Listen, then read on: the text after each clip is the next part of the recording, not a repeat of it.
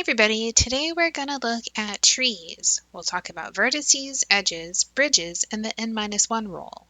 Let's start by answering the question, what is a tree? A tree is a connected graph with no cycles.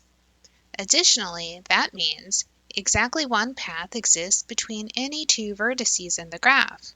This also means to keep the graph connected, we can't remove any of its edges. A bridge is an edge whose removal disconnects the graph. That means that in a tree, every edge is a bridge. But don't let that confuse you. Graphs can have bridges even if they're not trees. It just means that if we remove a bridge, we break the graph into more components.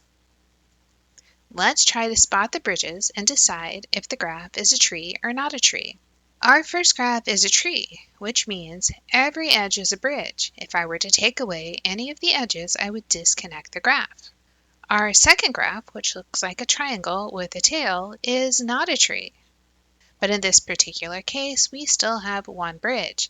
Then our third graph, that looks like a rectangle, is not a tree and it doesn't have any bridges. I could remove any of the edges and my graph would still be connected. Let's do another example.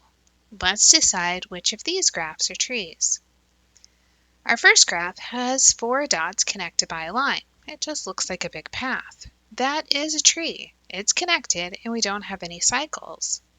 Our next graph looks like a star. And again, it's a tree. It's connected, we don't have any cycles, and every edge is a bridge. Next, we have a graph that looks like it's branching.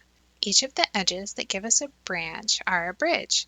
We can see we have a connected graph with no cycles, which clearly makes it a tree. But let's take a look at this triangle. In the triangle, we can see that we don't have any bridges, and we definitely have a cycle. So this means this is not a tree. Our square has a cycle, it doesn't have any bridges, so we know that's not a tree. Then our last graph has 4 vertices that are pairwise connected, but the problem here is that the graph overall is disconnected, which means this is not a tree. Let's take a closer look at the graphs that were trees.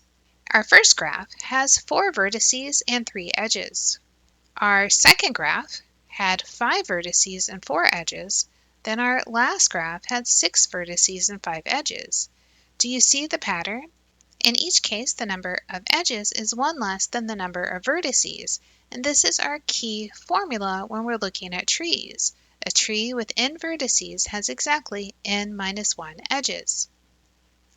So let's say we have a tree with 8 vertices. How many edges would we need? Well, we know we need 1 less, so 8 minus 1 tells us the answer is 7.